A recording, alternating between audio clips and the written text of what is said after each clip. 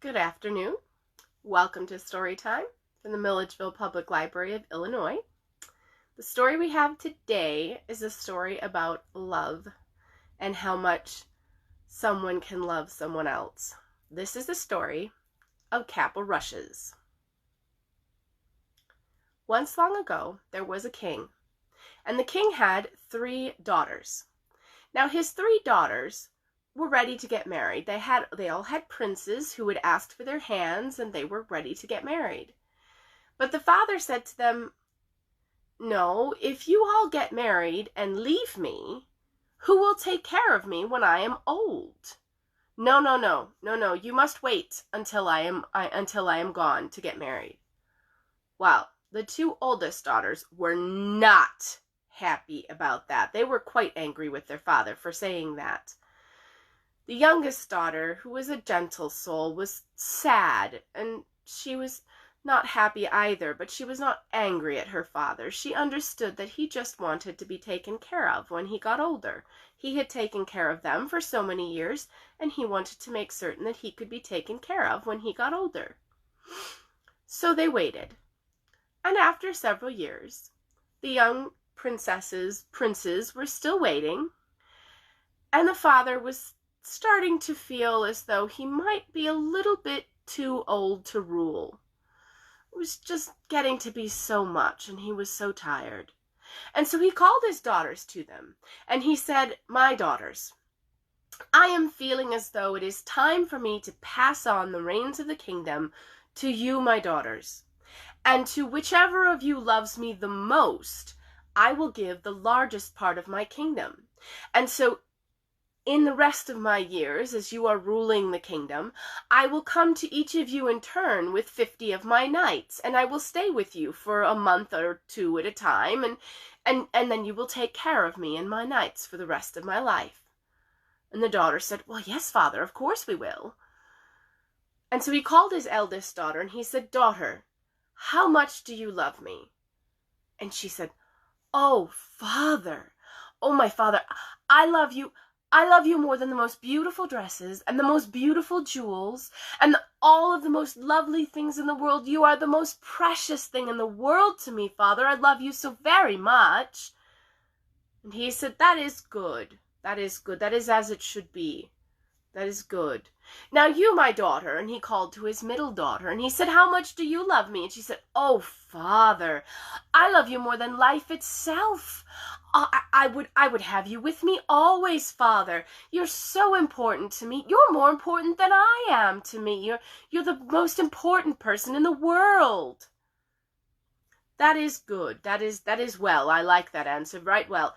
And then he turned to his youngest daughter. Now, parents are not supposed to have favorites, but this particular king had a very soft spot in his heart for his youngest daughter. She was a very gentle girl, as I had said, and she was very sweet, and she liked to help people.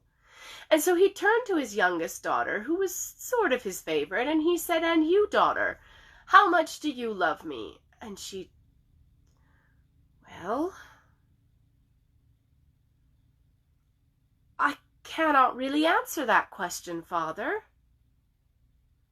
Well, he started to get a little perturbed, and he said, "What do you mean you can't answer that question?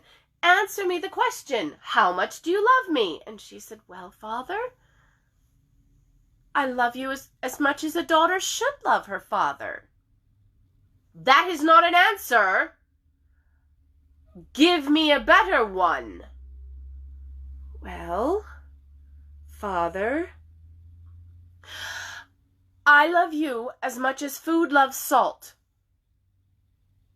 Well, the king, he didn't think about that answer very well.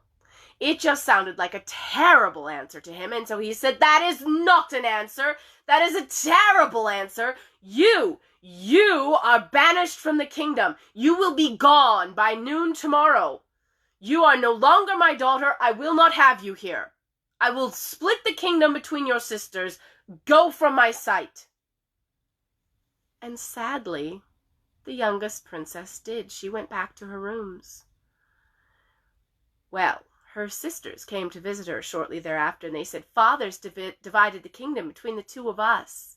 And he's left you with nothing. You are penniless. Let's see how long your prince will stick around now."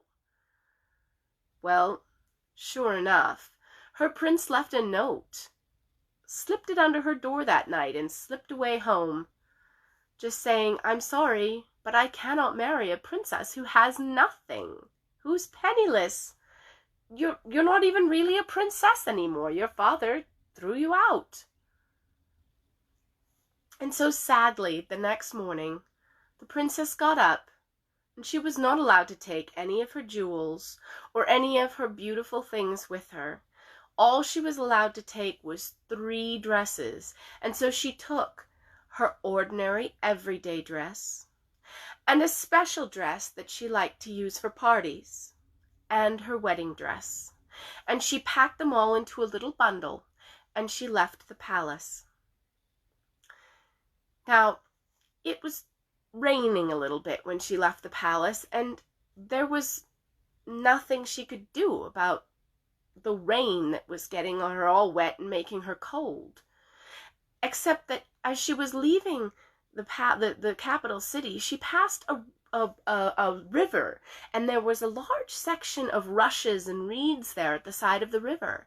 And so she took several of them, and she wove them together, and she made herself a curious little coat and a little cap that she could put over her head, and those helped to have the rain wash off of her more than, she still got wet, but not nearly as much. And so she wore her little coat of reeds and rushes and her little cap of rushes, and as she started to just kind of sort of wander through the kingdom looking for work and looking for food, people started to call her Cap o' Rushes. Well, Cap o' Rushes wandered for quite some time, and eventually she wandered into another kingdom, and she wandered into the capital city. Now this kingdom was ruled by a young king. His father had just recently died, and so now he was looking for a princess to be his queen. But the problem was, you see, several years ago, he had been engaged to a princess. Yep, that princess. And when she had been thrown out and left penniless, he had abandoned her. And he felt terrible about it. So he wasn't really looking for a queen very hard. In fact, what he would really like was to find his princess again. But unfortunately, when her father had thrown her out, no one knew what had happened to her, and so he couldn't find her. Well, Cap o' Rushes wandered into the capital city, and she made her way up to the palace, and she went around to the kitchen door, and she knocked on the kitchen door, and she asked the cook if perhaps there might be a job she could do. And the cook said, "Well, I have plenty of servants, but..." Well, the cook was rather soft-hearted, and she said, "You look so tired and so hungry. Well, come on in. I'm sure we can find something for you to do." And so Cap o' Rushes took a job in the palace kitchens, and she worked at cleaning the floors, and cleaning the pans and the pots after they were done cooking, and cleaning out the fireplaces, and washing all the dishes, and doing all of the job of a scullery maid. And in exchange for doing this work, she was given food to eat, and a room at the top of the tower with the other kitchen maids. And sometimes at night, when she was done with her work, she was so tired that she could barely climb the stairs to the top of the tower. Meanwhile, back in her father's kingdom, well, now her sister's kingdoms, her father had taken his 50 knights and had gone to live with the eldest daughter, as he had said he was going to. And his daughters had said they would take care of him and his 50 knights for the rest of his life. But it did not take too long before the eldest daughter got tired of having all of these knights lying about, being lazy and making a ruckus, and they drank too much sometimes, and they were loud and noisy and dirty, and she didn't like having them around. And so she went to her father and she said, "Father, I'm sorry, but your knights are too loud, they are too noisy, they're dirty, they're not doing anything to help around the place. You have to get rid of half of them. I'm sorry, but you just, there's too many of them. You can't have all 50. 25 should be plenty. And her father said, why, you ungrateful girl, I gave you half of my kingdom, and you cannot leave me 50 men to watch over me and to be my friends and my companions? Well, this is ridiculous. I'm leaving, and I'm going to your sister's. She will take us in. And so the old king left with his 50 knights, and they went off down the road to his second daughter's kingdom. But when they arrived, the daughter said to them, Father, what are you doing here? You were supposed to be with my sister for another 3 weeks. Well, we're not ready for you. I mean, since you're here, I suppose you can stay, but your knights will have to go somewhere else. We're not ready. And he said, why, you ungrateful girl? I gave you half my kingdom, and you can't even leave me half my knights? Your sister was better to me than that. And so he turned around, and sadly, wearily, he went back to the eldest daughter's kingdom. But when they arrived, the gates were closed and locked, and the guard that stood on the top of the castle told them that they must go away, and if they did not, all of the army of the eldest daughter would come out and fight against them. Well, unfortunately, the knights knew they were outnumbered quite a lot. And so sadly, they bid farewell to the old king, and they went back to their own parts of the kingdoms. And the old king was left with nothing but his horse. And sadly, he had to sell the horse to buy food. And he too began, as his youngest daughter had once done, to wander. And he wandered for quite some time. He didn't have enough food. He was rather weak, when one day he wandered into a forest and he found a hut. And he crept into the hut. It didn't look like anyone had been there. And so he laid down and he stayed in the hut. And no one came back for a couple of days until he decided to just live in the hut. Well, unbeknownst to him, he had wandered into the neighboring kingdom, and the forest in which he was hiding was actually quite close to the young king's castle. And sometimes, as he was sitting in the doorway of his hut enjoying the warm sunshine, the old king would hear the sound of hunting horns and dogs baying as the hunting parties rode through the forest. And sometimes the kitchen maids from the castle would come into the forest to gather herbs and mushrooms and other things that they needed for the kitchens. Well, one day Cap o' Rushes went with them, and she was going through the forest looking for the things they needed to collect, and she came to a clearing, and in the clearing was a little hut, and sitting in the doorway of the hut was an old man, and Cap o' Rushes stopped in her tracks, for she instantly recognized her father, even though it had been a couple of years. And he was looking very old and very tired and very hungry and poor. And so she went up to him and she asked him what he was doing there. And he told her all about his 2 daughters and how they had thrown him out of their houses and left him to wander the world. And she said, "Oh, you poor man. Well, perhaps, would it be all right if I came sometimes and I could maybe cook for you and perhaps clean for you a little bit and help you out around the house? It's a very nice little hut you have here." And the old king, who did not recognize his daughter, for it had been several years and he had changed and so had she, and besides, he hadn't eaten well enough lately, so his eyesight was not very good. He looked at her and he said, "You're very kind, young woman. That would be very nice." And so Cap o' Rushes started to come back to the forest every couple of days, and she would cook good meals for her father, and she would clean for him and do his laundry and wash his dishes and help him out about the place. Well, life continued this way for a little while, And then one day, the young king decided to throw a party, a big party, a ball and a banquet, and he was going to invite all the people, and it was going to be wonderful. And so he did. And on the day of the party, even the servants in the kitchens were allowed to go up and to peep through the doors and see all of the lords and the ladies in their beautiful dresses, and the noblemen and the king, and all of the guests from all of the neighboring kingdoms and the neighboring countryside, and it was a beautiful sight to see. But they left Cap o' Rushes in the kitchens and told her to keep an eye on the food and not to let anything burn. Well, as soon as they were gone, Cap o' Rushes got up from the fireplace, and she scurried upstairs to her room in the top of the tower, and she changed her clothes from her work dress into her everyday ordinary dress, which, being the everyday ordinary dress of a princess, was quite fancy enough for a fancy dress ball.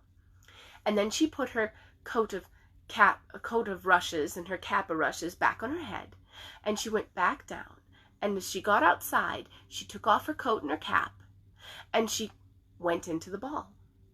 And she was so beautiful that everyone stopped to see who was this stranger who had come to the ball. No one recognized her, except the king. He thought she looked just a little bit familiar. But like a good host, he went forward to greet her, and he said, "Welcome to my house. I'm sorry, you look a little familiar. Do I know you?" And she just smiled at him, and he thought she was so pretty, he asked her to dance. And he danced with her many, many times that night. And as they sat at the banquet, he had her sit to his left, and he offered her all of the best food. And towards the end of the evening, as the guests were beginning to leave, the young king turned away from Cap o' Rushes to say goodbye to his guest, and she slipped out. And she slipped out, and she put her coat back on, and she went back to the kitchens. Well, the young king, when he turned around, she was gone. And no one had seen where she went, because, really she was just one beautiful dress amongst all of the dresses. And he was so upset. He hadn't even gotten her name. She hadn't talked to him at all. Well, he tried trying to find out who she was. He asked all of his friends and all of his noblemen. Nobody knew who she was. Nobody knew where she had come from. And so at last, the king decided that the only way he was going to find her again was to throw another party. Obviously, she liked parties. She had come to the first one. So he decided to throw another party, and he threw another great big ball and a banquet and all of the wonderful things. And again, all of the servants were allowed to go up and peep through the doors and see all of the beautiful lords and ladies and all of the wonderful things. And again, they left Cap o' Rushes in the kitchen and told her to watch the fire and not to let it go out. And as soon as they were gone, Cap o' Rushes went upstairs to her room at the top of the tower, and she changed out of her work dress, and she put on her special dress that she used to use for parties in her father's palace. And she put her coat of rushes and her cap of rushes back on, and she slipped downstairs, and she went outside, and she found a little secret little hiding place, and she took off her coat and her cap, and she went into the ball. And when she went into the ball, the king was waiting for her, because of course this was the whole reason he had thrown the ball, was to try to find her again. And so he was waiting, and he took her hand, and he led her inside, and he didn't dance with anyone else all night. And when they sat at the banquet, he had her sit to his left, and he gave her all the best food, and he tried to get her to talk to him. And all she would say was yes or no, and she really wouldn't talk to him very much. But she didn't appear to want to leave, so he thought that was good.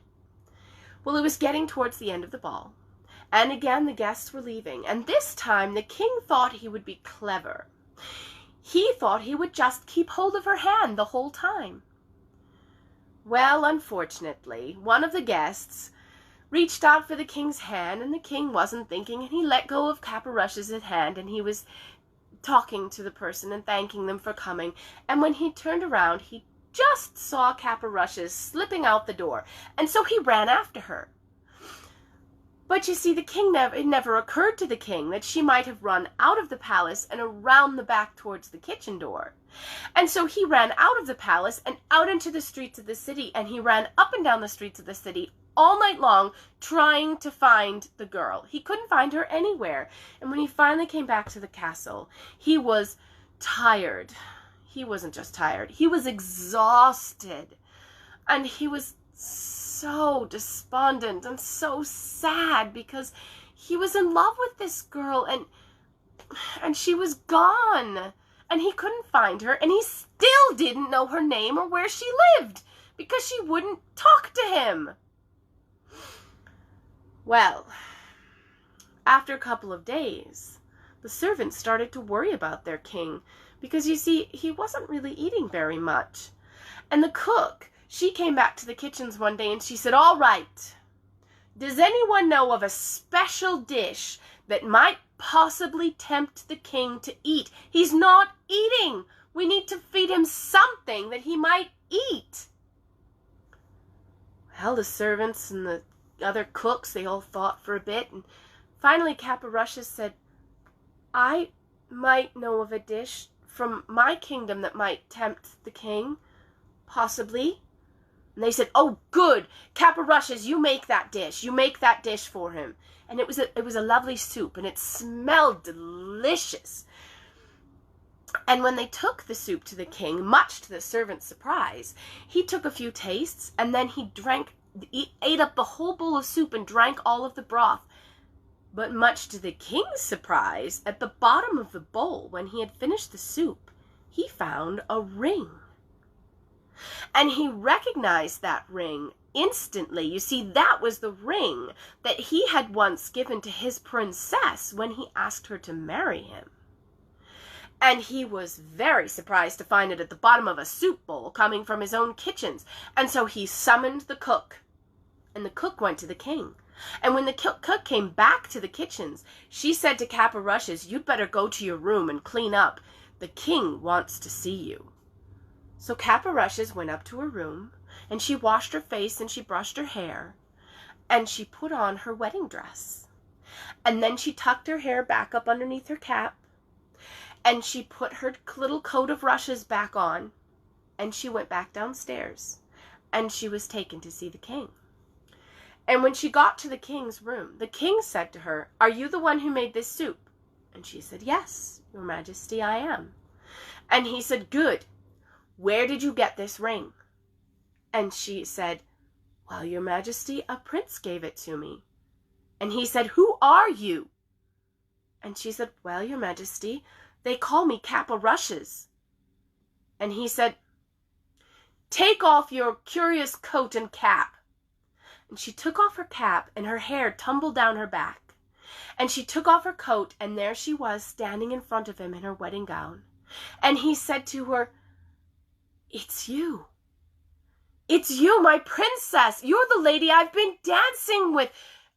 Can you ever forgive me for throwing you aside so terribly? I should never have done it." And she said, "Of course I can forgive you, for you have suffered as have I." And so the king and his princess were going to be married. And they were going to have a grand wedding, and at the end of it, there would be a grand banquet. And everyone in the kingdom was invited, especially the old man from the forest. For Caporushes, she put back on her little coat and cap of rushes, and she went out to the forest, and she made sure to invite the old man specifically to come to the wedding feast. And when he promised that he would, she went back to the castle, and she went to the cook, and she said, "Cook, I want you to make all of the dishes for the wedding feast with no salt in them at all. None." The cook was surprised by that order, but she agreed that she would do that. And when the wedding was over and the grand feast was happening, the king was seated, and his queen was seated beside him. And beside his queen on the other side was the old man from the forest. And when the food was served, the old man took a bite of this, and he frowned, and then he took a bite of that, and he frowned, and then he took a bite of that, and then he put his head in his hands and he began to cry. And the young queen turned to him and she said, "Oh, why, whatever is the matter?" And he said, "Do you remember when I told you the story of my daughters and how they kicked me out of the kingdom?" And she said, "Well, yes, I do." And he said, "Well, you see, I had 3 daughters. And when I asked my daughters how much they loved me, I told them that that would be how they would get parts of my kingdom. And the older 2 daughters, they told me pretty words that obviously didn't mean anything. But my youngest daughter told me she loved me as much as food loves salt. And I got angry with her. I didn't understand, and I kicked her out of my house, and I don't know where she is, and I would so love to see her again and to beg her forgiveness. I've not realized till just now how much food needs salt." Well, the young queen, she smiled at him and she said, "Father, it is I, your youngest daughter. I forgive you, Father. You didn't understand, and you've suffered quite as much as I have." And the old king was so happy to see his youngest daughter, and they hugged each other, and they told the young king who he was, and he was allowed to live with them for the rest of his life with 50 knights to look after him and to be his friends. Shortly after the young king and queen were married, they heard that there was a great war happening in her father's old kingdom. For you see, the 2 eldest sisters had gotten angry with each other and had gone to war. And they had not been very good rulers before that, and so the people were suffering very much. And so the young king and queen, they raised a great army, and they went in and they took over that kingdom, and they ruled it as well, very wisely and very justly. And they were very good to all of the people who had been suffering under her sister's rule. And they lived very happily to the end of their days with her father and his 50 knights in their house. And that is the tale of Cap o' Rushes, the princess who loved her father as much as food loves salt. And if you don't believe it's true, try eating your food tonight with no salt on it. It's not very tasty. I hope you enjoyed the story, and we will see you again on Monday at 3 p.m. Central Daylight Time on the Milledgeville Public Library of Illinois Facebook page right here. I hope you all have a good weekend. Bye.